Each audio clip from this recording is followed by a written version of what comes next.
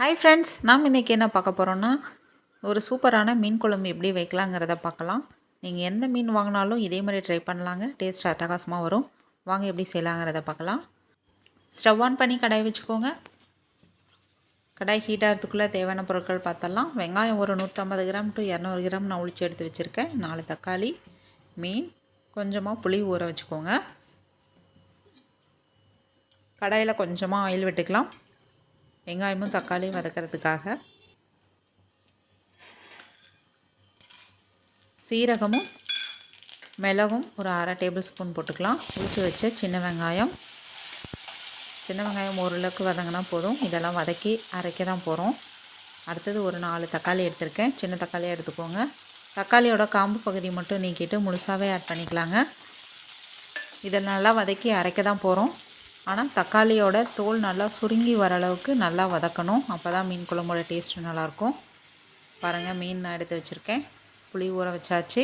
மசாலா பொருட்கள் பார்த்தோம்னா மஞ்சள் தூள், மிளகாத்தூள் 2 டேபிள் ஸ்பூன், மல்லித்தூள் 3 டேபிள் ஸ்பூன், மீன் குழம்பு மசாலா 2 டேபிள் ஸ்பூன்.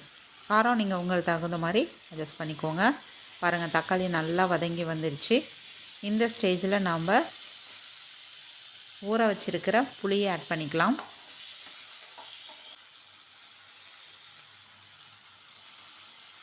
புளி, நம்ம எடுத்து வச்சுருக்கக்கூடிய மசாலா பொருட்கள், இது எல்லாத்தையும் இந்த வெங்காயம் தக்காளி கூடவே ஆட் பண்ணிவிட்டு இப்போது ஃப்ளேம் சிம்மில் வச்சுருங்க.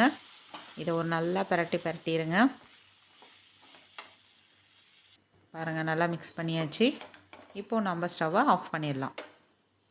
அதை நல்லா ஆற வச்சு நம்ம அரைச்சி எடுத்துகிட்டு வந்துடணும். இப்போது இன்னொரு பாத்திரம் வச்சுருக்கேன். ஸ்டவ் ஆன் பண்ணிக்கோங்க. இதில் நம்ம குழம்பு தாளித்து விட்டுடலாம். நல்லெண்ணெய் தான் நான் யூஸ் பண்ணியிருக்கேன். தேவையான அளவுக்கு ஆயில் விட்டுட்டு கடுகு தாளிச்சுக்கோங்க.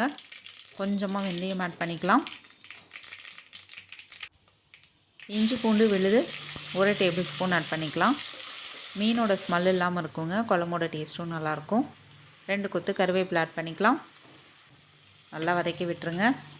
இப்போது நைஸாக அரைச்சி எடுத்துகிட்டு வந்த வெங்காயம் தக்காளி புளி மசாலா பொருட்களோட கலவை தான் இது. நல்லா நைஸாக அரைச்சிட்டு அதை நாம் இப்போது ஆட் பண்ணிக்க போகிறோம். நான் ஒரு 5 பச்சை மிளகாய் எடுத்து வச்சுருக்கேன். இது காரம் கம்மியாக தான் இருக்குங்க.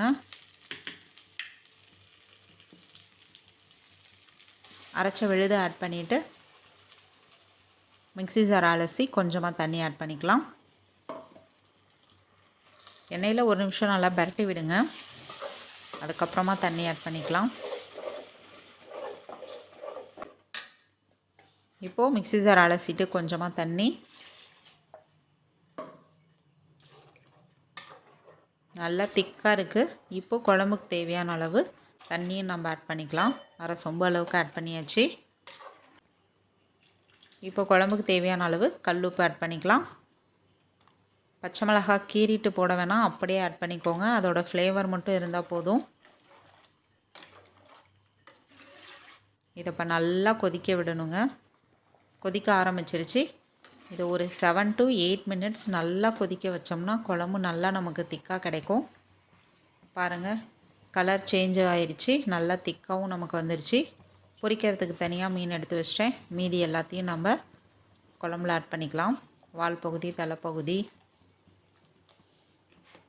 எல்லாமே நம்ம மீதி இருக்கிற மீன் எல்லாத்தையும் குழம்புல ஆட் பண்ணிக்கலாம்.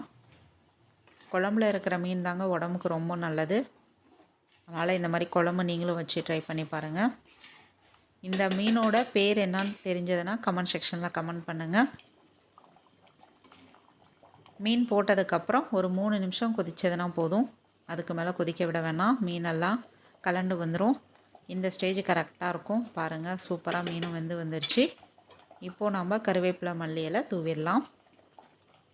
இப்போது நம்மளுடைய அட்டகாசமான மீன் குழம்பு ரெடி ஆயிடுச்சுங்க. நீங்களும் இதே மாதிரி ட்ரை பண்ணி பாருங்கள்.